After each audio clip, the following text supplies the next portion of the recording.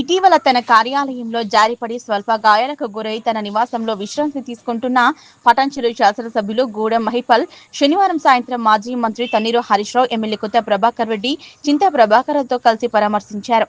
ఆరోగ్య పరిస్థితిని అడిగి తెలుసుకున్నారు. నిరంతరం ప్రజాసేవలో ఉంటూ పటాన్చెరు నియోజకవర్గ అభివృద్ధి కోసం అనునిత్యం తపన పడే ఎమ్మెల్యే మహిపాల్ రెడ్డి త్వరగా కోలుకోవాలని, ప్రజాసేవలోకి రావాలని ఆకాంక్షించారు.